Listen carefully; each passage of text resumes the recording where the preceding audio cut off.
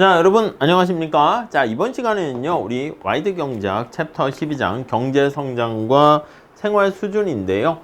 지난 시간에 우리가 경제 성장에 대한 생산 함수를 이용해 가지고 수학 체감의 법칙 그래 가지고 따라잡기 현상까지 봤습니다. 자, 이번 시간에는요, 비슷한 얘기긴 해요. 경제 성장의 속도의 결정 요인 한번 볼게요. 경제 성장의 속도라는 말을 넣기는 했는데 얼마나 빠르게 경제 성장이 이루어지는가, 그거에 따른 결정 요인 한번 보도록 하겠습니다. 자, 거기 첫 번째 줄 보시면 경제 성장이 높아질수록 삶의 수준이 향상된다 라고 말씀을 드렸는데, 여러분 이 경제 성장을 빠르게 만드는 데는 제일 중요한 게 생산성입니다. 생산성이라는 것은 우리 노동의 생산성이라고 하면 노동을 한 명 투입했을 때 성과가 얼마나 나타나는가, 그렇게 볼 수가 있어요. 자, 보통 무인도에 표류하게 된 로빈슨 크루소의 어떤 상황을 생각을 해 봅니다. 얘가 무인도에 표류를 하고 있는데, 자, 물고기를 잡아야 되겠습니다. 먹고 살아야죠. 아니면은 야자수나 나무에서 뭔가 과일을 따야 됩니다. 오케이? 자, 그런데 물고기를 어떻게 하면 많이 잡을 수 있는가? 그걸 고민을 해요. 물고기가 있어. 여기 어떻게 하면 많이 잡을 수 있는가? 요거를 생각한다라고 합시다. 오케이? 자, 그래서 이 생산성을 높이는 방법에는요, 자, 오른쪽에 그림이 나와 있는데 어떻게 하면 얘가 물고기를 많이 잡을 것인가 라고 하면, 첫 번째 힘, 건강, 근력, 그게 이제 노동 이렇게 되는 거예요. 힘과 건강을 통해 가지고 근력을 키워 가지고 물고기를 잡는 거야. 근데 맨손으로 물고기 잡기 쉽지 않지 않습니까? 우리가 지난번에 말씀드린 것처럼 뭔가 도구가 필요해요. 그 도구를 우리가 자본이다, 이렇게 보시면 되겠습니다. 거기 나와 있는 낚싯대의 수라든가, 낚싯대 수가 많이 있으면 여기 낚싯대를 많이 이렇게 걸쳐놔요. 이렇게 많이 걸쳐 놓게 되면은 물고기를 많이 더 잡을 수가 있겠죠. 아니면 그물이라든가 이런 것도 하나의 어떻게 보면 될 수가 있고요. 자, 근데 물고기를 잡는 기술, 그래서 물고기 잡는 요런 기술, 노하우 이런 게 있을 거 아니겠습니까? 예, 그리고 이게 가만히 보니까 이 동네에 물고기가 많이 있는지 없는지, 그게 거기 그림에 보시면 자연자원 이렇게 볼 수가 있습니다. 천연자원 이렇게 보시면 되겠죠. 오케이, 이런 것들이 물고기를 얼마나 많이 잡을 수 있는가에 중요한 영향을 미치는 것들입니다. 자, 그래서 우리 간단한 내용이니까 한번 보시면 279페이지, 자, 근로자 1인당의 물적 자본, 이 자본 중에서요, 낚싯대와 같은 이런 것들을 물적 자본이라 합니다. 거기 볼까요? 첫 번째 줄에 목수가 가구를 만들 때 사용하는 톱이라든가 선반의 기계, 연장 이런 것들, 더 신속하고 정교하게 작업을 할 수가 있게 되는데, 이런 장비라든가 아니면 건물이라든가 도구라든가 이런 것들이 전부 다 어떻게 보면 자본이다, 이렇게 보시면 되겠고요. 이런 것들을 물적 자본 이렇게 보시면 돼요. 보통 우리가 얘기하는 자본은 이 물적 자본을 얘기한다 라고 생각을 하시면 되겠고요. 물적 자본. 자, 근데 거기 보시면 세 번째 줄에 자본은 최종 생산물로서 다른 뭔가를 만들 때 사용되는 인풋이기도 하고요. 그 자체가 최종 아웃풋이 되기도 합니다. 타이어가요, 최종 생산물이 될 수도 있어. 애들이 타이어 가지고 옛날에 장난감이 없을 때는 그걸 굴리면서 놀고, 너무 옛날인가? 그렇게 될 수 있는데, 자동차 만드는데 투입된다 그러면 그건 인풋이 될 수 있을 겁니다. 자, 근데 자본 중에서 요즘 더 이슈가 되는 것은요, 거기 근로자 1인당 인적 자본이라 합니다. 자, 우리 평생 동안 교육을 받아야 돼. 옛날에는 학교 교육을 받으면서 고등학교를 졸업하거나 대학만 졸업하면 그 지식과 교육을 받은 지식을 가지고 내가 경작을 전공했다 그러면 그 학부 나온 거 그 지식 가지고 평생 은퇴할 때까지 써먹을 수 있습니다. 근데 요즘은 그런 시대가 아니야. 당연히 평생 교육이라는 게 생겼고요. 뭐 회사 들어가거나 학교 졸업해도요. 계속 뭔가 지식을 집어넣고 스스로 셀프 교육을 해야 됩니다. 자, 그래서 이 교육을 받는다거나 아니면 뭔가 훈련을 받습니다. 트레이닝을 통해 가지고 나의 생산성을 높이는 그런 작업을 하게 되는, 거기 보니까 두 번째 줄에 어떤 선반의 기계나 장비가 있는데 이걸 사용하는 기술, 약간 그런 것들, 노하우라 할 수 있겠죠. 이런 것들을요 우리가 휴먼 캐피털 해서 인적 자본이다, 이렇게 얘기를 하게 됩니다. 자, 선진국 경우에는 인적 자본과 같은 비중이 좀 큰 경우도 많이 있습니다. 자, 그래서 요거 휴먼 캐피털 이렇게 표현을 해요.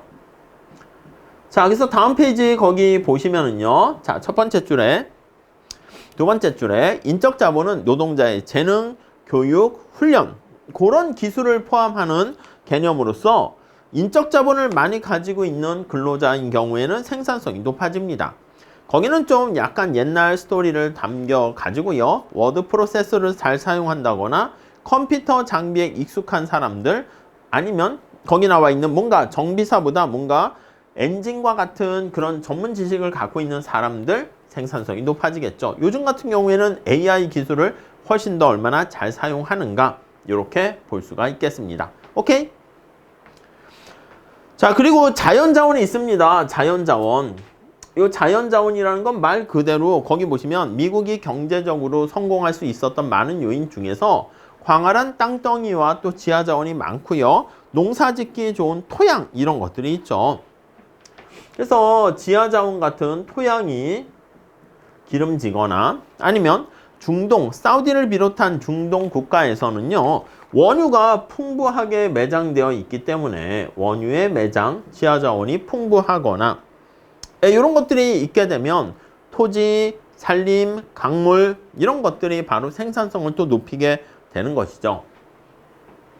이런 것들을 우리가 자연자원이라고 표현을 하게 되는 것이고요. 이 자연자원 중에서는요, 거기 보시면 재생이 가능한 게 있고 가능하지 않은 게 있습니다. 그래서 거기 보시면 재생 가능한 자원과 뭐 산림, 이런 것들은 목재를 이렇게 잘라낸 다음 다시 또 이렇게 키워가지고 할 수도 있겠고요. 석유라든가 이런 거 같이 한번 사용하게 되면 재생이 불가능한 자원도 있습니다. 그래서 재생이 가능한 또는 재생이 불가능한 이러한 자원이 있다라고 보시면 되겠습니다. 오케이?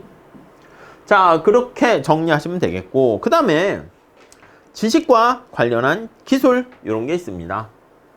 자, 기술 같은 거 요거 한번 보시면 첫 번째 줄에 초기에 영농 기술이 발전하기 전에 노동의 투입량을 늘려서 식량 생산을 증가시켰습니다. 그러나 농업 기술이나 지식, 그런 것도 여기 포함되는 거지만 어떤 새로운 기술이라든가 지식이라든가 지식의 축적으로 뭔가 발견되고 발명될 수도 있고요.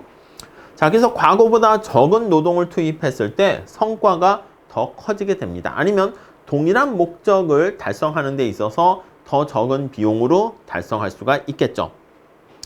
자, 그래서 여기서 나오는 기술이라는 것은 거기 보시면 뭔가 인풋이 있는데 이게 뭐 생산과 관련한 거와 그 프로세스를 얘기하는 것이죠. 아웃풋으로 만들려고 합니다. 그랬을 때 이 안에 프로세스 변환 과정시키는, 그게 사실은 우리가 생산함수인데 그렇게 나타내는 게 바로 지식이다, 기술이다, 이렇게 보시면 되겠습니다. 그래서 이러한 생산과 관련한 변환 과정이 어떻게 달라지는가, 요게 바로 기술, 이렇게 보시면 되겠고요. 자, 두 번째 단락에 보시면 기술 지식에는 파급과 확산이 가능한 공통의 지식이 있고요. 어느 한 발명가에게만 해당하는, 이게 공통으로 사용될 수 있는 공유되는 지식이 있을 수 있고요. 이거는 이제 한번 발명하게 되면 뭐 미분이라든가 이런 것들은 우리가 달나라에 가는데 그러한 어떤 여러 가지 수학적 지식, 기술, 그런 것들이라고 볼 수 있잖아. 근데 거기 나와 있는 헨리 포드가 제조 공정의 혁신을 통해서 포드 시스템을 만들었어. 근데 그 시스템이 괜찮단 말이지. 비용을 절감시킬 수 있으면 그거 요즘에 이제 특허 내고 그럴 수 있겠지만 그걸 따라하는데 어려움이 없게 됩니다. 근데 그게 아니라 코카콜라 제조 기법 이런 것들은요. 그냥 일반적으로 그냥 공공재 특성을 갖고 있는 게 아니라 요거는 공동으로 소유할 수 있는 소비가 가능한 이게 공공재 특성을 가지고 있어요. 양의 외부성의 특성을 가지고 있다. 이렇게 보시면 되겠습니다. 배타적이지 않다 이렇게도 볼 수 있고요. 근데 공공재 특성 관련한 게 아니라 거기 나와 있는 어떤 사람은 뭐 코카콜라 만드는 기술 이거는 이제 막 자기만의 비법으로 남겨둘 수도 있겠죠. 그래서 뭐 그런 거랑 개인에게만 귀속되는 지식 이렇게 있다라고 보시면 되겠습니다. 자, 근데 요즘 같은 경우는 이렇게 공공재 특성을 지니고 있는 경우에는 아니 내가 힘들게 뭔가를 만들었는데 다른 사람들도 이걸 다 활용하게 되면 사용하게 되면 이게 뭐야 뭐 새로운 발명을 할 만한 유인이 없어지잖아. 그렇기 때문에 요거를요 좀 공공재 특성 중에서 배타성이죠. 배제성을 위해 어떤 특허권을 부여합니다. 그래서 야 이거 만약에 사용하려고 하면 얘한테 돈 내고 사용해 이렇게 되는 거 알 수가 있겠죠. 오케이. 근데 이 특허권이 또 너무 길게 되면 인류가 발전하는 데 있어서 좀 너무 더딜 수 있잖아. 그러니까 야 네가 이거 만드는 지식을 만드는 데 따른 노력 같은 것들은 회수를 해야 되니까 특허권의 기간을 좀 설정합니다. 그래서 그거를 최적 특허 기간 요걸 설정해 가지고요. 우리가 이제 고민을 하게 됩니다. 오케이? 자, 우리 280페이지 거기 한번 보세요. IQ가 경제 성장을 높일 것인가 한번 읽어보세요. 심리학자 린과 정치학자 바나넨이라는 학자가요. 경제 발전과 어떻게 IQ랑 관련이 있을까? 거기 해보니까 약간 그래프 자체 어때요? IQ가 높을수록 1인당 국민소득이 점차 커지는 걸 알 수가 있습니다. 뭐 당연해 보이긴 하는데 어떻게 보면 IQ가 높을수록 경제 성장이 어떻게 되니? 하니까 이렇게 우상향하는 관계를 보이더라. 거기 보니까 IQ는 평균이 100이라는 거 아실 겁니다. 자, 네 번째 줄 보니까 평균 IQ가 100을 넘어서는 국가가 이때 측정했을 때 홍콩이 107, 한국이 106, 일본 105, 북한도 104, 대만, 싱가포르 다 약간 북한을 제외하고는 다 선진국에 속한 국가라는 것을 알 수 있게 되었고요. 반면에 IQ가 65 이하인 국가들 콩고, 감비아, 라이베리아, 세네갈, 에티오피아 등등등 이런 나라들은요. 최빈 국가에 속해 있다라는 것을 알 수 있습니다. 요즘 AI가 등장했잖아. 그래서 이번에 새로 등장한 무슨 뭐 챗GPT인가 거기 나와 있는 IQ가요. 이전까지는 그 챗GPT나 제미나이 클로드 이런 것들은 IQ가 대략 한 80 정도였었대요. 근데 이번에는 추론과 이걸 잘하는 IQ가 한 120 정도에 해당한다네요. 그래서 어떻게 보면 조만간 똑똑한 대학원생들을 두는 그러한 인공지능이 이렇게 등장하게 되면 원래 이제 인간보다 더 앞서 나갈 날이 멀지 않았다라고 저는 생각하긴 하는데 아무튼 너무 엄청난 속도로 빠르게 발전하고 있는 것을 알 수 있죠. IQ와 경제 성장 이것도 관련이 있다라는 재미난 연구가 있어서 거기 한번 실어봤고요. 자, 그 다음에 281페이지도 보시면요. 기술을 하나의 상품으로 나타내서 공공재 특성을 지니고 있다라는 게 거기 나와 있습니다.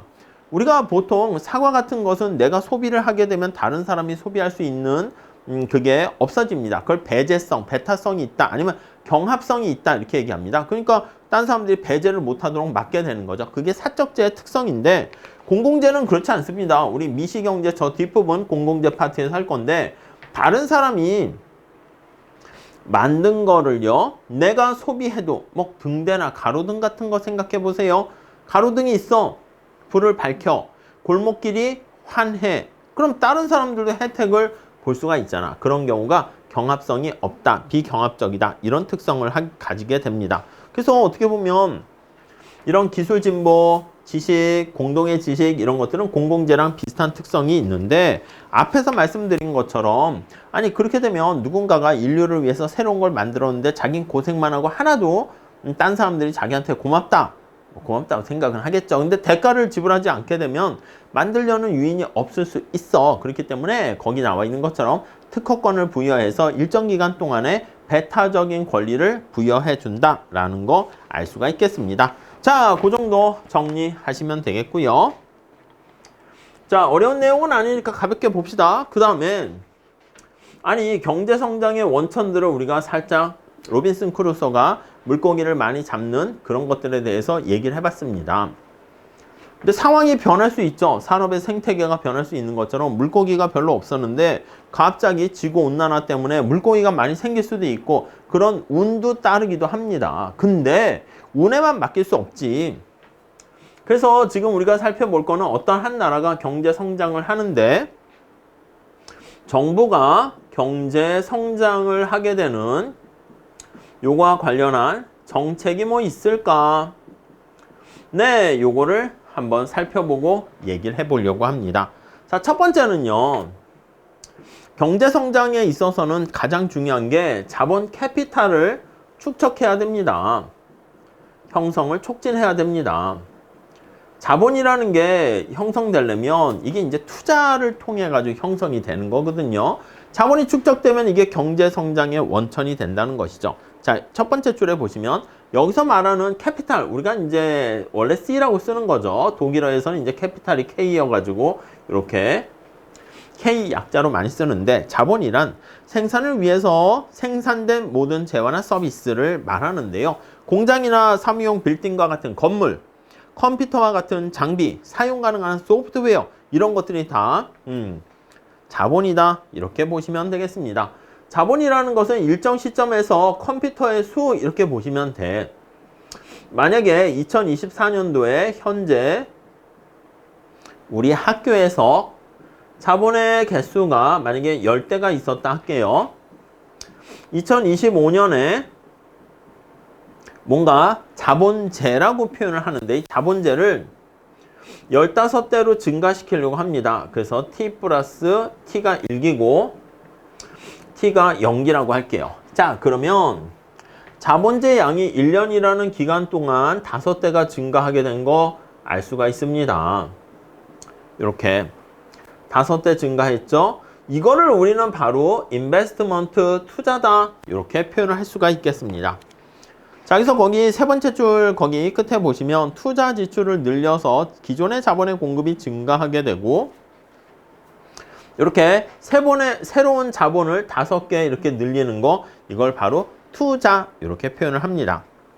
자, 그러면 이런 투자를 촉진할 만한 정부의 정책이 있을까? 예, 두 번째 단락에 보시면 이걸 투자라고 얘기했습니다. 기업들이 자본재를 증가시키는 행위를 투자하는 인베스트먼트라고 했는데 투자 행위를 촉진하기 위해서 자본의 형성이라고 했습니다. 증가라고 보시면 돼. 정부가 어떻게 기여할 수 있을까? 뭐 여러 가지가 있겠죠. 만약에 투자를 하는 데 있어서 기업이 사업을 해 투자를 통해 가지고 뭔가 자본을 축적하려고 하는데 자기 돈 가지고 할 수도 있지만 자기 돈 가지고 해도 우리 기회비용 측면에서 봤을 때는 똑같이 보셔야 돼. 타인 자본을 이용해서 투자를 하는데 다른 사람의 돈을 이용해서 하게 되면 거기 이자를 내야 됩니다. 그래서 거기 보시면 민간의 기업이 보다 많은 투자를 유도하기 위해서 첫 번째는 이자율을 R이라고 많이 쓸 거예요. 인터레스트 레이트 해가지고 이자율을 이렇게 인하를 해주는 겁니다. 그러면 뭔가 차입을 통해서 하거나 빌리는 데 따르는 그러한 비용을 낮출 수가 있겠죠. 여기서 말하는 것은 우리가 실질 이자율이라 해서 보통 이제 이자율이다 그러면 은행에서 돈을 빌리는 거를 생각하거든요. 그걸 명목 이자율이라 하고 노미널 그런 표현을 씁니다. 근데 여기서는 실질 이자율이니까 명목과 실질 우리가 전에 말씀드리긴 했는데 계속 앞으로 나올 겁니다. 요거는 진짜 이자율이다 라고 보시면 돼요. 명목 이자율이다 라고 하면 우리가 화폐 가치로 측정한 이자율이야. 내가 100만 원을 냈는데 110만 원 받으면 100만 원 대비 10만 원 더 받게 됐잖아. 그걸 바로 우리가 명목 이자율 이렇게 얘기하고요. 실질 이자율은요, 물가 상승률이나 화폐 가치를 빼고 내가 사과를 10개 빌려줬으면 11개를 받게 되면 추가적으로 1개 더 증가시킬 수 있게 됐습니다. 그게 바로 실질 이자율이다. 이렇게 보시면 되겠습니다. 자, 근데 이건 나중에 피셔 가설이라 해서 거기 살짝 나와 있긴 한데요. 명목 이자율에서 물가 상승률을 빼게 되면 그게 실질 이자율이 된다. 이것도 나중에 한번 자주 나올 거니까 봐주시죠. 자, 여기서 실질 이자율이다 라고 하면 명목 이자율, 명목이라는 것은 화폐 가치로 나타낸 이자율입니다. 명목 이자율에서 물가 상승률을 뺀 거다. 이렇게 보시면 되겠습니다. 인플레이션율을 뺀 거다. 이렇게 봐주시죠. 오케이. 네, 이렇게요. 자, 그 정도만 우선 살짝 정리하시고요. 그래서 다음으로 정부가 사용할 수 있는 자본 형성을 촉진하는 방법은 세법을 바꿔서 자본이익에 대한 과세를 낮추는 겁니다. 아니, 세법을 통해서 조세를 인하해 주는 거야. 그래서 조세를 인하해 주는 거야. 텍스를 인하해 줍니다. 오케이? 내가 자본에 투자했어. 그럼 투자해서 얻게 되는 수익에 대해서 세금을 내야 되는데 세율 감면해 주는 것이죠. 그러면 내가 받게 되는 돈에서 세금 내는 걸 덜 내게 되니까 나한테 남는 장사네. 이렇게 해서 투자를 더 촉진할 수가 있습니다. 그 다음에 거기 보시면 기술 혁신을 유도하는 뭔가 인센티브를 활용한다거나 이 정치적 안정과 재산권 보호 이것도 중요해. 사실 우리가 봤을 땐 더 중요하죠. 아니 전쟁 우려가 있고 정치적으로 불안해. 그럼 누가 어떤 기업, 어떤 외국 기업이 우수한 대기업이 와서 투자를 하겠습니까? 공장을 짓고 막 이렇게 일거리 만들어야 되는데 야 대한민국은 말이야 이게 북한하고 있어서 전쟁의 위험이래. 이거 안 하려고 하지. 무슨 말씀인지 아시겠죠? 그리고 더 나가서 거기 보시면 재산권 보호 이런 게 잘 돼 있어야 돼. 재산권을 보호돼야 돼. 아니 어떤 기업이 러시아에 갔어, 중국에 갔어, 아니 북한에 갔어. 근데 갑자기 북한의 김정은이 야야 우리 전부 다 이제 외국가 교역 안 해. 막 이러면서 문을 다 닫아버려서 야 너네들 공장 가지고 있는 것 전부 다 가지고 뭐 가져갈 건 가져가고 근데 공장의 시설 같은 거 들고 이동할 수 없잖아. 그럼 다 그거 뺏기는 거나 다름없지. 그럼 누가 북한에 그런 일이 있으면 다시 공장을 지어가지고 자본 투자를 하려고 하겠습니까? 안 하게 되겠죠. 오케이, 그 정도 보시고요. 다음 두 번째.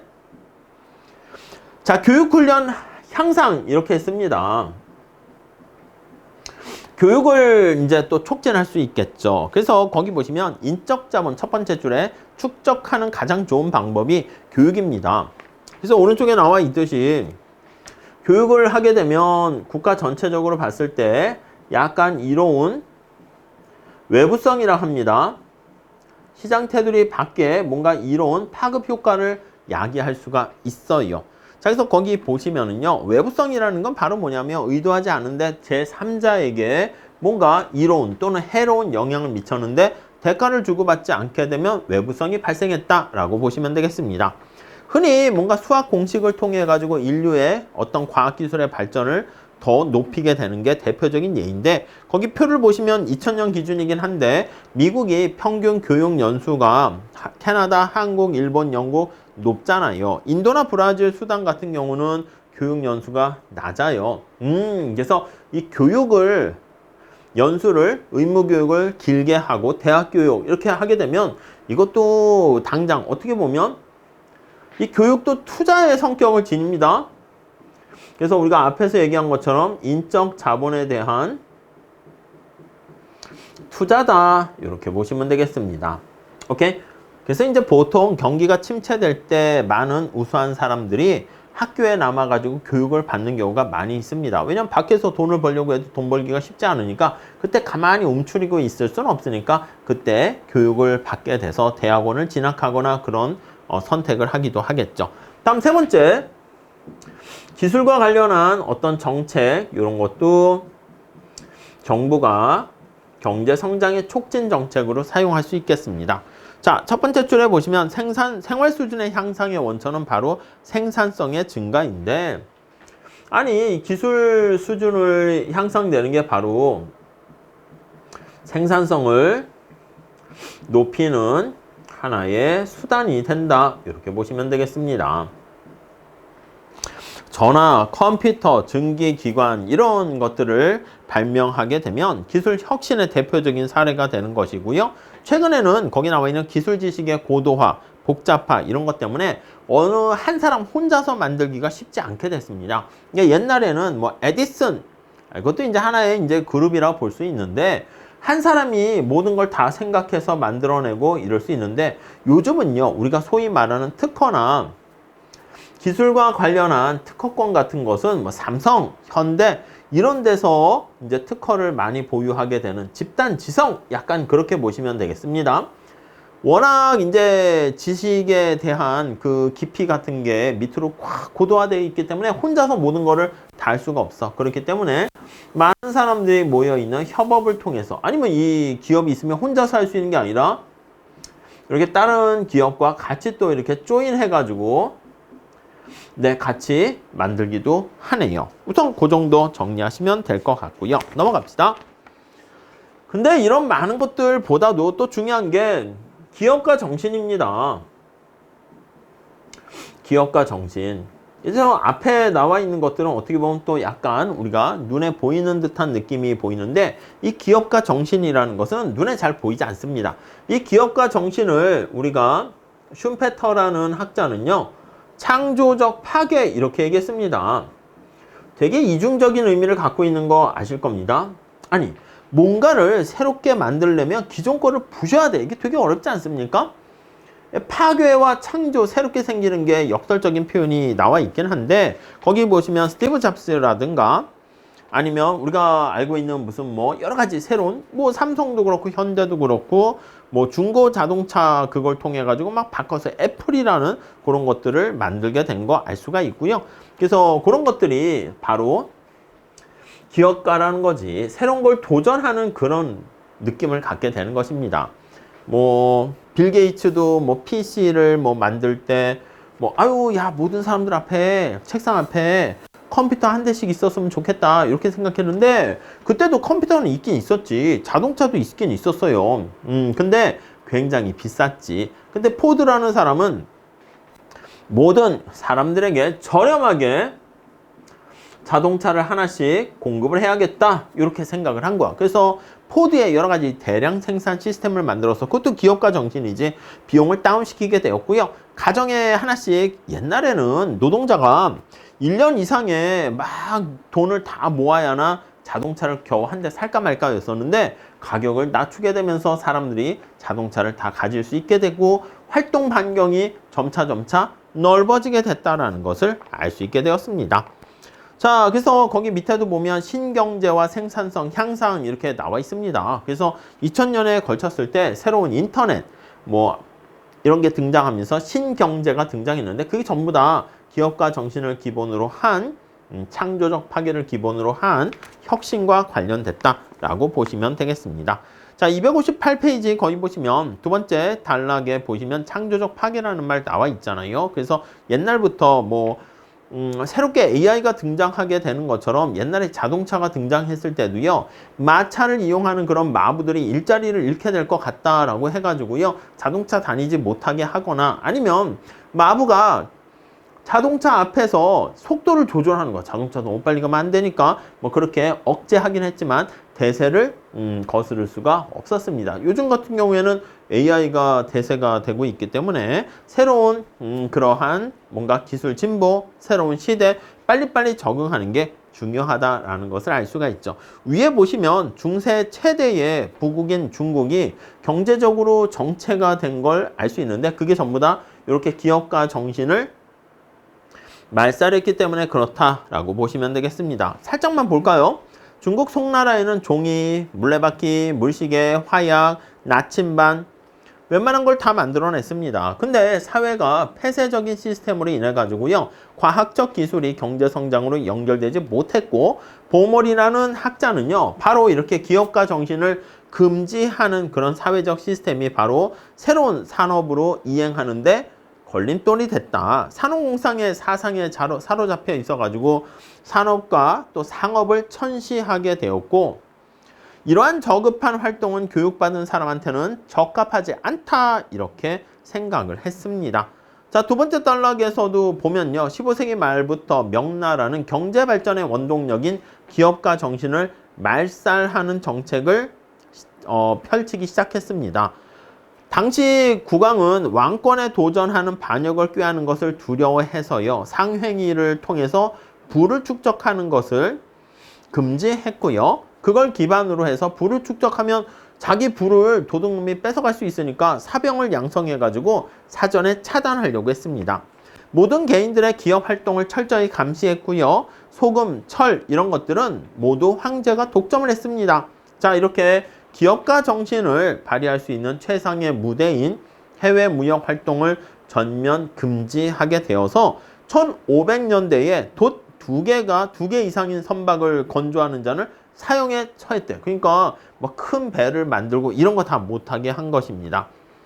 자, 그러다 보니까 그 타이밍을 계기로 해가지고 동양과 기업가 정신의 말살 때문에 동양과 서양의 주도권과 운명이 좀 바뀌는 상황이 되었다. 예, 그런 얘기가 나와 있습니다. 다음 볼게요. 자, 그 다음에 해외로부터의 직접 투자. 이것도 중요한 거야. 해외로부터 직접 투자. 아니, 여러분 생각해 보세요. 우리나라도 6.25 전쟁 이후에 경제가 막 발전하려고 의지를 갖고 있어, 정부가. 근데 뭐야, 폐허가 된 땅에서 도대체 뭘 할 수 있겠습니까? 여러분들이 만약에 아프리카에 기근과 가난이 있는 뭐 케냐, 이디오피아 뭐 이런 나라에 가서 경제 장관으로 갔어. 뭘 어떻게 손받을지 모르겠는 거야. 또 이제 사회가 부패되고 다 가난하고 뭔가 일어설 의지도 없고 또 거기에 더 중요한 건 돈도 없어요. 아, 돈이 있어야지 뭔가, 여러분, 돈 많으면 이걸로 뭐 사업을 하고 뭔가 새로운 걸 할 수 있는데 돈도 없단 말이에요. 그럼 이 돈을 어떻게 해외에서 빌려올 수도 있게 되는 것이죠. 그래서 예전에는요, 저 어렸을 때도 보면 초등학교 다닐 때 통장 하나씩 마련하라고 막 그랬거든요. 근데 그게 애들이 무슨 일해서 통장을 만듭니까? 그게 아니라 엄마 아빠 돈을 거기다 넣으세요 막 이렇게 얘기하는 거지. 우리나라가 경제 성장하려고 하는데 국내 자체에 자금이 없는 거야. 저축이 없어. 말 그대로 자본이 없는 거야. 그렇게 되면 경제 성장 투자하는데 한계가 있어요. 그래서 국내 저축이 없어. 이렇게 부족하단 말이지. 그럼 저축이 있어야지. 저축 가지고 자금이 모이면 쓰려고 하는 자금에 대한 공급이 저축이고요. 자금을 쓰겠다는 게 투자가 되는 건데 해외에서 받아들이는 거지. 그게 바로 해외 저축이다. 이렇게 생각하시면 되겠습니다. 해외 저축을 통해서 자금을 도입하게 되는 것이죠. 자, 여기서 외국계 기업이 왔는데 소유와 경영까지 다 맡아서 하는 걸 약간 직접 투자라 하고요. 아, 됐어. 우리는 소유까지 안 하고 너네 삼성에 투자했는데 거기서 배당과 이런 것들만 알아서 챙겨줘. 이게 바로 포트폴리오 투자. 이렇게 보시면 되겠습니다. 자, 여기서 FDI라는 표현을 쓰는 직접 투자가 있고요. 그거 말고요. 거기에 나와 있는 포트폴리오 투자는 그냥 자본만 투자해가지고 소유권은 안 갖고 그냥 거기서 얻게 되는 경영에 따른 이득만 우리가 취하겠다. 이렇게 보시면 되겠습니다. 뭐 그냥 비슷하지만 약간 다르죠. 소유권까지 생각하는가 그렇지 않은가라고 보시면 되겠습니다. 그래서 어떻게 하는데 대부분 이제 10% 미만의 소유권을 형성하게 되면 큰 관심이 없다 하고 10% 이상이면 직접 소유하는 거에 관심이 있다. 이렇게 보시면 되겠습니다. 특히 가난한 나라 같은 경우에는 가난한 국가 같은 경우에는 A당 쪽 밑에 바닥이 척박합니다. 자, 그래서 거기 보시면 외국인 자본 투자를 장려하는 그런 기구가 바로 세계은행이라고 합니다. 그래서 월드뱅크라고 하는 것이죠. 그럼 이 세계은행 같은 데에서는 세계은행에서 조율 역할을 하는 거와 중개 역할을 합니다. 가난한 나라가 처음에 뭐 투자할 자금이 있겠습니까? 없잖아요. 그럼 세계은행에서 거기 나와 있는 사회 간접 자본을 우리가 고속도로나 상하수도 이런 거 만드는데 사용하게 되는 거죠. SOC에 대해서 소셜 오버헤드 캐피털 여기에 투자합니다. 다음 여섯 번째는요. 다 관련이 있긴 한데 건강과 영양 상태도 중요합니다. 건강 상태, 영양 상태. 당연한 건데 뭔가 경제가 성장하기 위해서는 이런 것도 필요해요. 우리 공부 잘하고 열심히 뭐 하려고 해도 건강이 중요합니다. 영양 상태가 중요합니다. 그래서 거기 첫 번째 줄에 보시면 건강, 영양 상태와 부와 경제 성장과 관련해서 보면 양의 상관관계가 존재합니다. 가난한 나라의 국민은 건강 상태가 나쁘기 때문에 더욱더 가난해지는 경우가 많이 생겨요. 가난하니까 음식물을 제대로 먹지 못해 노동의 질, 생산성이 떨어지게 되고요. 생산량이 떨어지게 되니까 돈을 벌지 못해 또 가난해지는 악순환을 겪게 됩니다. 그래서 93년 노벨상을 수상한 포겔이라는 학자는 영양 상태 개선이 거기 나와 있는 경제 성장에 중요한 역할을 하게 된다라는 것을 알게 되었고요. 거기 보니까 영국의 1790년에서부터 1980년까지 영국의 1인당 국민소득 증가 성장의 30%가 바로 우리 아까 얘기한 것처럼 경제 성장의 원천을 우리가 분해하는 거 했을 때 거기 보면은 건강과 영양 상태가 대략 30%의 기여 정도를 가지고 있다. 이렇게 얘기를 하는 걸 알 수가 있습니다. 자, 그렇게 보시고 넘어가시면 될 것 같습니다. 그래서 이제 옛날에는요, 어떤 그 나라 국민의 키를 가지고 얘기하기도 해. 우리나라와 북한이 이렇게 있었을 때, 이제 해방 이후에 쫙 또 분단됐잖아? 그래서 북한과 남한의 사람들의 키를 보니까 남한의 사람들의 키가 남녀 전부 다 키가 높고 수명도 길어지고 건강하고 그러니까 경제 성장과 관련이 있다. 이렇게 보게 되는 거죠. 물론 인과관계는 성장이 되면서 잘 먹고 잘 사니까 건강해졌다라고도 볼 수가 있고요. 건강하게 되면서 약간 이게 선순환이 되었다. 이렇게도 볼 수가 있겠습니다. 다음 앞에서 얘기한 것처럼 재산권과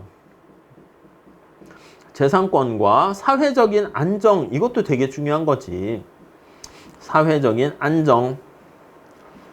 오히려 사실 앞에 거보다 이런 게 더 중요할 수도 있습니다. 그래서 재산권은요, 자신이 보유한 자원에 대해서 권리를 마음대로 행사할 수 있는 능력입니다. 처분하거나 자기가 계속 보유하거나 딴 사람한테 뭐 넘길 수도 있게 되는 것이죠.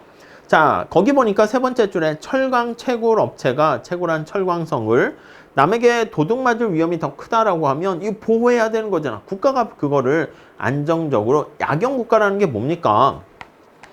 시장에서 내가 국밥을 팔고 서로 거래를 하고 있는데 저녁이 되면 이제 장터가 한산해지잖아. 물건을 파는 사람과 사는 사람이 없게 되니까. 이런 상황이 되었을 때 도둑놈들이 몰래 물건을 훔쳐가면은 이거 어떻게 안 되지. 그러니까 그런 재산권을 밤에 좀 경찰 역할을 해야 된다. 이게 이제 정부의 기본적인 역할 아니겠습니까? 후진국가 경우에는요, 갑자기요, 정부의 정책이 급작스럽게 변화하는 거야. 아니, 어제는 이렇게 하겠습니다 했다가 오늘은 갑자기 정책을 바꿔가지고 이렇게 할래요? 이렇게 되면은 어떻게 됩니까? 불안하지. 사람들이 예측 가능성이 떨어집니다. 그래서 예측 가능성을 떨어뜨리고요. 가능성이 떨어지게 됩니다. 자, 그 다음에 거기 보니까 정치적인 불안정, 그리고 자본주의에 역행하는 이념, 만연된 부패, 지하경제와 범죄에 의해서 법치주의와 사회적 안정성이 위협을 받게 되면은 그러면 경제활동이 위축될 수밖에 없습니다. 자, 그래서 재산권의 보호 수준이라든가 법을 얼마나 잘 지키는가, 또는 거기 나와 있는 부패 정도, 이걸 가지고 측정하기 쉽지 않지만 여러 가지 대리 변수를 이용해서 측정하려고 시도를 하는데, 다음 페이지에 가보시면 재산권 보호 순위를 옛날에, 요즘도 뭐 가끔 하는데 거기 보시면 스위스를 100으로 봤을 때 당연히 후진 국가의 재산권 보호 수준의 정도가 떨어진다는 것을 알 수가 있습니다. 그냥 가볍게 당연한 얘기지만 한번 보시고요. 다음에 여덟 번째, 자유무역을 거기다 넣기는 했습니다. 자유무역. 자, 거기 보시면 오늘날 경제학자들은요, 가난한 국가들은요, 자국의 경제를 세계 경제 개방하려는 대외지향적인 정책, 이게 사실 좋은데 그렇지 않고 내부지향적인 정책 사용한 국가들이 많이 있습니다. 아니, 아르헨티나라든가 어떻게 보면 쇄국 정책이라 보시면 되겠습니다. 우리나라는 거꾸로 대외지향적인, 왜냐면 우리나라가 가지고 있는 자원이나 이런 것들이 없으니까 어쩔 수 없었는데 수출 주도적인 그런 방법을 사용했는데, 그러니까 이거는 이제 수출과 수입을 주도하는 거야. 그래서 수출을 주도적으로 하는, 거기에 나와 있는 첫 번째 줄에 대외지향적인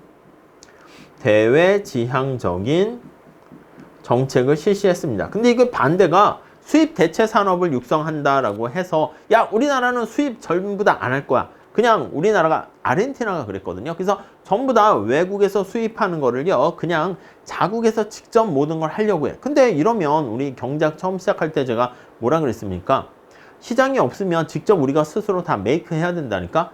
엄마, 아빠 치킨 먹고 싶어요. 그럼 어떻게 해? 그래, 걱정 말아라. 한 5년 동안 내가 닭을 키워가지고 뿅아리부터 키워가지고 우리 먹자. 5년은 아닌가? 1년 기다려라. 이럴 수 있겠지. 근데 우리가 시장이라는 게 있게 되면서 이게 더 확대되면 국내 시장만 얘기하는 게 아니라 세계 시장 전체에서 우리나라에서 구할 수 없는 것을 다른 나라에서 수입할 수 있잖아. 그게 바이어가 되고 바이가 되는 거죠. 구입을 한다는 것입니다. 그래서 어느 나라가 좀 더 경제 성장에 좀 도움이 되었는가 보면요, 알다시피 개방을 한 그러한 수출 수입을 주도한 국가가 성장했다라는 것을 알 수가 있습니다. 자, 밑에 참고도 보세요. 소련이 미국보다 경제 성장에 뒤처진 이유. 소련도 중앙 계획 경제 시스템으로 해가지고요, 엄청나게 뛰어난 국가 엘리트 교육 시스템뿐만 아니라 뭐 이런 축구나 야구 같은 것뿐만 아니라 올림픽 나갔을 때도 미국과 소련은 막 우위를 견주던 그런 상황이었거든요. 더 나가서 소련이 먼저 또 달나라에 막 우주선도 쌓아 올릴 정도로 막 이렇게 먼저 올리게 되었잖아. 그래서 미국과 막 경쟁하고 있던 상황이었는데, 근데 거기 보시면은요, 스스로 붕괴된 가장 큰 원인은 무엇인가? 네 번째 줄 중간에 보시면 사유재산권 보장과 이런 자유시장 메커니즘이 없었기 때문에 그렇다. 그러니까 당연히 기업가 정신이 꽃을 피우기 어렵게 되었고 어느 정도 한계에 부딪히게 되었다. 그런 얘기가 나와 있습니다. 오케이, 그 정도 봐주시고요. 그 다음에 이제 다음 페이지 가보시면 존 스튜어트 밀입니다. 밀의 행복론과 행복의 역설 나와 있는데, 첫 번째 줄에 장기에도 경제가 정체할 것이라는 면에서 경제학을 디즈멀 사이언스라는 표현, 음울한 과학이라고 표현하는 사람도 있었습니다. 자, 고전 경제학을 완성시킨 존 스튜어트 밀은 반대로 성장이 없는 장기 정체 상태를 오히려 자본주의가 좀 더 완숙한 단계로 이행할 수 있는 좋은 기회라고 얘기했고요. 밀이라는 사람 앞에는 언제나 천재 이런 말이 붙었습니다. 보니까요, 한번 읽어보세요. 3살 때 그리스어를 공부했고, 잘했다는 얘기겠지. 공부를 그냥 했다는 게 아니고, 8살에 라틴어, 13살에 수학, 물리학, 화학에 통달하고 경제학을 공부하기 시작했으며, 근데 아빠가 얘한테 막 시켰나봐, 아빠 엄마가. 근데 얘가 잘 따라오니까 오, 잘하네 해서 계속 시킨 것 같은데, 15살에는 당대 모든 교육을 마치고 더 이상 할 게 없대. 아이고, 나 미쳐버려야겠다 해가지고 20세에 정신병자가 됐다, 이런 얘기가 있습니다. 괴짜가 된 것이지. 그래서 아무튼 그 뒤에 보니까 공부만 강요하던 아버지 밑에서 오히려 정신병자가 될 수밖에 없었던 것처럼 보이게 되고요. 괴짜가 돼버린 밀은요, 20대 중반에 이르자 아이까지 있는 어느 유부녀를 따라다니기 시작했고, 뭐 불러불러 했다. 어떻게 보면 밀에 대한 그냥 안타까운 것인지 낭만이 있는 것인지 모르겠지만 지금 시점으로 봤을 땐, 그래서 밀에 대한 얘기를 간단히 소개하고 있으니까 한번 보시면 좋을 것 같습니다. 그 얘기는 거기 두 번째 단락에 경제 성장이 이루어졌다 해서 반드시 행복을 담보하는 것은 아니다, 뭐 그런 얘기들 하고 있습니다.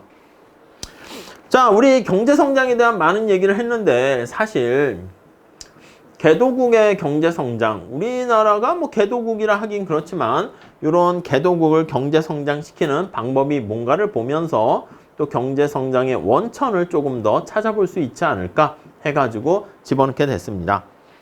자, 개발도상 국가들 보시면 자본 측면에서 한번 볼게요. 우리 앞에서 경제 성장의 원천 보면 노동도 있어야 되고요. 자본도 있어야 되는데 가난한 나라는 가지고 있는 자본의 양도 적은 것이 현실이다. 소득이 낮기 때문에 하루 벌어 살기도 굉장히 바쁜 상황이고 자본 축적을 위한 저축도 기대하기 어렵다. 아니 이거는 근데 꼭 국가만 얘기하는 게 아니라 우리 개인도 마찬가지야. 어떻게 보면 안타깝죠. 이 친구가 있고 이 친구가 있어. 같이 대학을 졸업했어. 대학을 졸업했는데 이 친구는 알고 봤더니 아빠 엄마 아니 할아버지가 부자야. 건물주야. 그리고 뭐 대학을 졸업하면서부터 결혼했더니 집을 뭐 서울 강남에 집을 하나씩 줬어. 이 친구는 아무것도 없어. 그러니까 소위 말하는 뭐 금수저, 흙수저 뭐 그런 거잖아. 그럼 이 친구가 이제 직장을 다녀가지고요. 뭐 월급 한 300을 처음엔 받게 됐어. 뭐 인턴 하면서 하다 보니까. 근데 막 100만 원씩, 200만 원씩 꼬박 모아서 어떻게 집을 삽니까? 막 10억짜리 이런 집을 살 수가 없지. 그러니까 어떻게 보면 자본이 이렇게 많이 축적돼 있는 사람은 그걸 굴리기가 물론 이제 너무 지나치게 옆에 꼬드기거나 사기당하기도 되게 쉽죠? 근데 그렇지만 않으면 훨씬 더 부를 축적하기가 쉽고요. 애시당초 출발 자체가 이렇게 어려운 흙수저로 시작한 그런 나라들은요. 자본이 계속 없다 보니까 투자할 자금도 계속 없는 거야. 그러다 보니까 쉽지가 않게 되겠죠. 그래서 거기 보니까 미국과 같이 부유한 나라는 노동자 한 명이 10만 달러 이상의 자본을 사용하는데 아프리카의 가난한 나라의 노동자는 500달러 이하의 자본을 사용한대요. 그 결과 당연히 생산성의 차이가 나는 것도 맞습니다. 그렇기 때문에 우리가 앞에서 봤던 세계은행 같은 경우에서 월드뱅크죠. 가난한 나라들은 자본이 없기 때문에 뭔가를 새롭게 시작할 수가 없습니다. 어려워요. 그래서 개발 자금을 지원해 주는 것이지. 그래서 경제 개발을 할 수 있는 자금을 지원을 해 줍니다. 그런 역할을 하는 게 바로 월드뱅크다. 이렇게 보시면 되겠습니다. 물론 거기 나와 있는 것처럼 지원 금액도 이거에 약간 네거티브하게 보는 사람도 있어. 야, 주려고 하면은 뭔가 큰 금액을 줘야지. 쥐꼬리만큼 돈을 주고 나서. 그리고 금액도 너무 작고요. 그리고 이 돈을 받았어. 어디다 써야 되지? 이런 거. 그러니까 이 가난한 나라 아니면 가난한 집안의 요 친구가 내가 학원도 다니고 하고 싶은 게 되게 많아. 근데 돈이 없어서 못 다녀. 근데 지원 받으면 당장 학원 다니고 아니면 대학원 다니고 이렇게 할 수 있는데 많은 가난한 나라에 있는 국가들은 가만히 보면 지원 받았는데 그 돈을 어디다 써야 할지 잘 모르겠는 거야. 야, 그 실효성 있겠냐? 그런 것들 때문에 의문을 제기하는 사람도 있습니다. 자, 자본 말고 기술 측면에서 한번 살펴볼게요. 기술 측면에서 한번 살펴보면 자, 수렴가설에서 제기한 바와 마찬가지로 첫 번째 줄에 개발도상국은 새롭게 창의적인 것을 개발할 필요가 없고 이미 개발된 것을 잘 도입만 해도 빠르게 성장할 수 있습니다. 그렇지. 우리나라 같은 경우가 사실 빠르게 성장한 것도 뭐야? 선진국에 있는 이미 개발된 그런 것들요. 보고 베끼는 그런 것도 되게 중요하긴 하죠. 모방하는 능력도 사실 필요하긴 한데 그래서 그게 어느 정도 추격까지는 될 수가 있어요. 그게 바로 거기 나와 있는 거지. 근데 물론 이제 새로운 걸 만들려고 하면 이제 한 단계 뛰어넘는 각성의 기간이 필요하긴 한데요. 자, 근데 거기 보시면 이 가난한 최빈국 같은 경우는 중간에 보세요. 필수적인 과학, 공학적 지식이 부족한 거야. 과학 지식 같은 것들이 부족해요. 뭔가 우주선을 만들거나 뭔가 컴퓨터를 만들거나 하려면 지식이 있어야 만들 수 있잖아요. 물론 돈도 없고. 이게 일어서기가 만만치 않습니다. 교통과 통신 시스템, 사회 간접 자본도 턱없이 부족하고 경제를 한번 일으키겠다는 우리나라 국민은 대단했죠. 사실 한강에 기적하려면 또 뭐 어떻게 보면 뭐 새마을 운동이든 뭐 이렇게 뭐 경제하려는 의지 같은 게 있었는데 가난한 국가는 또 그렇지 못한 경우가 많습니다. 그래서 다국적 기업이나 해외에서 이렇게 자금을 줬는데 그걸 유치할 때 그걸 제대로 뭐 할 수 있는 그런 것도 별로 부족한 것 같고요. 더 나가서 두뇌가 유출될 수 있는 위협도 있습니다. 여러분들이 만약에 미국에서 만약에 공부를 했어. 요즘에 이제 우리나라나 미국 뭐 지식 이런 것들은 미국이 더 기회는 많이 있긴 하겠지만 당연히 뭐 새로운 지식 이런 것들은 우리나라에서도 당연히 구할 수 있는데 옛날 같은 경우에는 그런 게 없다고. 우리나라에서 뭐 하려고 그러면 아예 배울 만한 스승이 없기 때문에 미국으로 가게 되는데 미국에서 내가 어떤 컴퓨터 공학자가 됐어. 근데 우리나라에 들어오려고 했는데 이건 뭐야? 들어왔더니 우리나라 컴퓨터가 없어. 그럼 어떻게 해? 그럼 내가 가지고 있는 지식이 아무 소용 없는 거 아니겠습니까? 내가 미국에서 엄청난 수술을 잘하는 의사로 이렇게 막 통해. 근데 그러려면 도구가 있어야 되잖아. 그런 연구나 수술하는 기자재가 없으면 그럼 당연히 우리나라에 있으면 나의 실력을 발휘하지 못하게 되니까 에이 됐어. 나 다시 미국으로 갈래. 이렇게 되는 거야.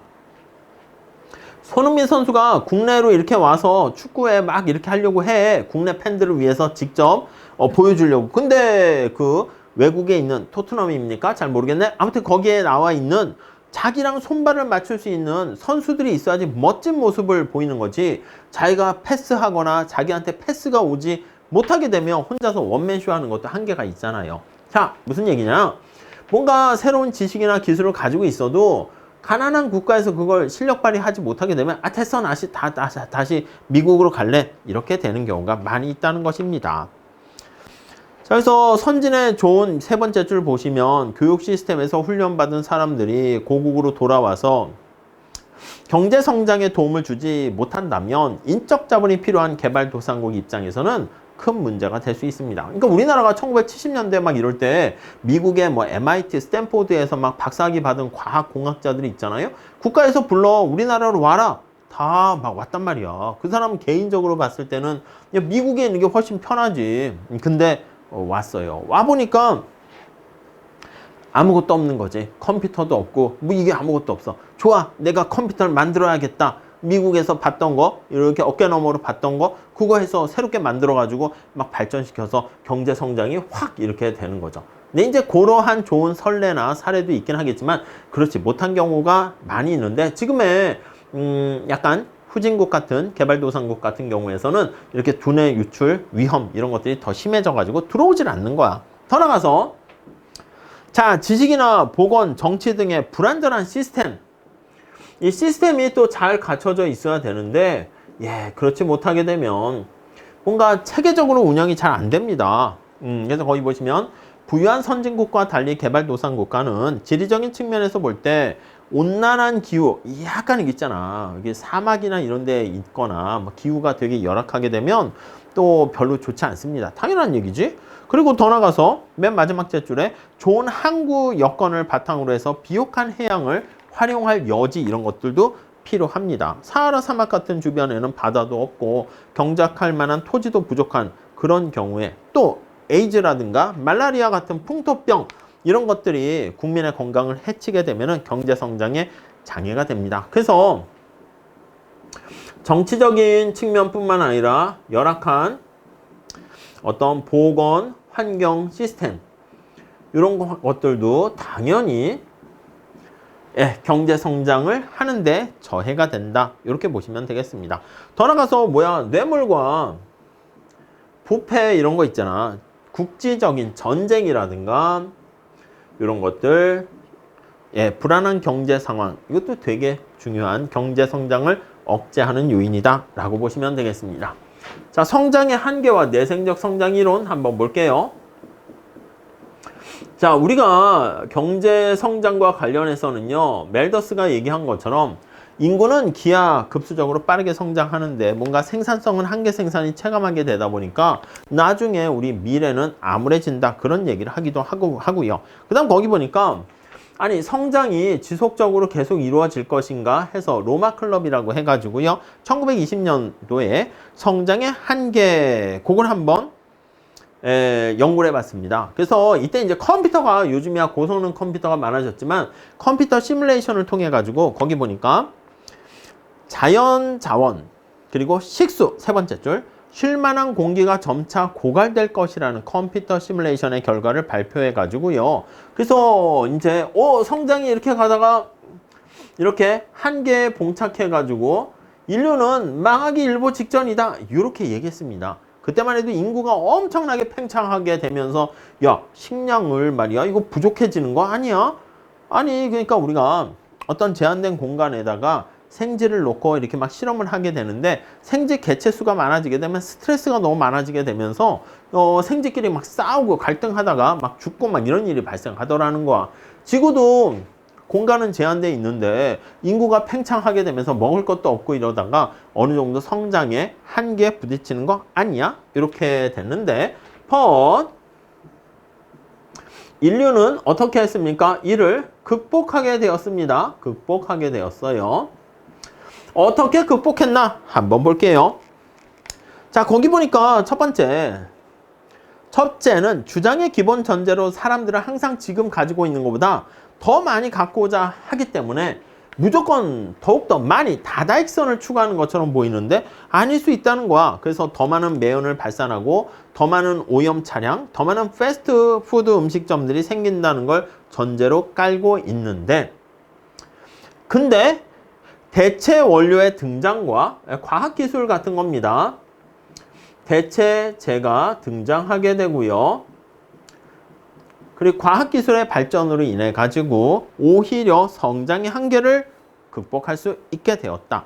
거기 보니까 얘가 있네. 과거의 테니스 라켓은 나무로 만든 거였는데 최근에는요 더 좋은 걸 자꾸 추구해. 그러니까 인류의 목적이 더 이렇게 중독성 있는 그런 건데 충분히 대체할 수 있는 방안을 마련했어요. 나무보다 더 좋은 재질을 가지고 있는 합성 물질로 대체되었고요. 새로운 의약품의 도입이라든가 인터넷을 이용한 유통망의 확대 이런 걸로 경제 성장은 지속될 수 있게 되었습니다. 둘째, 희소성을 중심으로 한 시장의 기능이 자정 능력을 갖게 됩니다.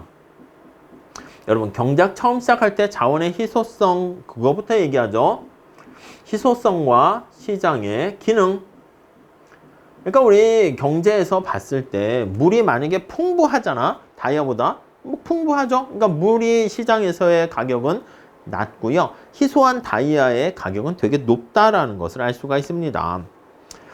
자, 그래서 1970년대 두 차례 오일 쇼크로 인해 가지고 석유 공급 중단 기간 동안에 에너지 위기, 석유 원유의 고갈 위기 이런 게 급증했었는데 아니 그걸 대비해 가지고 역시 또 비슷한 거야. 대체제가 등장합니다. 그래서 좀 더 원유와 에너지 낭비가 줄어들게 되는 밑에서 두 번째 줄 볼까요? 집을 지을 때 단열재를 이용해서 만들고요. 에너지 효율적인 전기 제품과 자동차를 사용하게 되고요. 그러니까 뭔가 희소해져서 고갈될 것 같게 되면 시장에서는요. 당연히 그게 품귀해지니까 가격이 올라가게 되면서 이렇게 대안을 찾게 된다라는 것을 알 수가 있습니다. 오케이, 넘어갈게요. 자, 결국 뭔가 인류는 이러한 어떻게 보면 이런 것들이 전부 다 새로운 신기술이 등장하게 되어서 이러한 자원의 부족 이런 것들을 극복할 수 있게 되었다라는 것을 알 수 있게 되었고 자, 그래서 한계에 부딪히는 게 아니라 인류는 이러한 극복할 수 있는 힘을 통해서 지속적인 성장이 가능하게 되었다라는 측면에서 경제성장 이론도 내생적 성장 이론이라는 게 등장하게 됩니다. 자, 그래서 거기 보시면 스탠포드 대학의 로머 교수는 기술 진보가 생산성 변화의 원천이라고 보고요. 기술 진보, 그래서 그런 기술 진보, 지식, 뭐 인간의 우리가 휴먼 캐피털 그것도 마찬가지고 지식의 외부성이라든가 연구 개발 이런 것들 때문에 뭐 기술 아니면 지식 기술 R&D죠. 연구 개발 이런 걸 통해 가지고 등등등 이런 걸 통해 가지고 뭔가 자원의 한계 생산이 체감하는 수학 체감의 법칙 중간에 있죠. 그거를 극복할 수 있게 되었다라고 보시면 되겠습니다. 그래서 누군가가 한번 발견한 지식은 모든 사람들이 다 이용할 수 있다는 점에서 뭔가 경제가 빠르게 성장할 수 있는 원천이 되었다. 지식의 확산 이런 것들 보시면 되겠죠. 자, 그래서 지식이 좀 더 확산될 수 있도록 지식 새로운 걸 만들었을 때 만든 사람한테 뭔가 인센티브를 주기 위해서 거기 보시면 특허권 저작권 아니면 이런 걸 통해서 지적재산권을 보호해 가지고요 뭔가 연구개발 그리고 교육한 사람에게 대한 자원을 아끼지 말아야겠다 이렇게 나와 있습니다.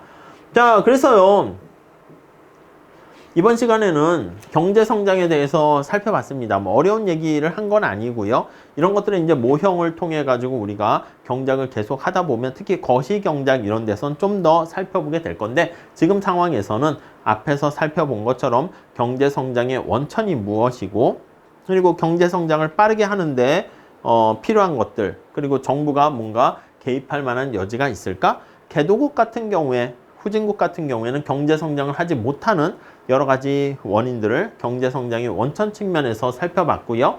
그리고 성장이 지속되다가 어느 순간에 한계에 봉착할 것 같은 느낌이 드는데 인간은 그걸 극복한 모습, 그래서 내생적 성장 이론이 등장하게 된 것까지 간단하게 살펴봤습니다.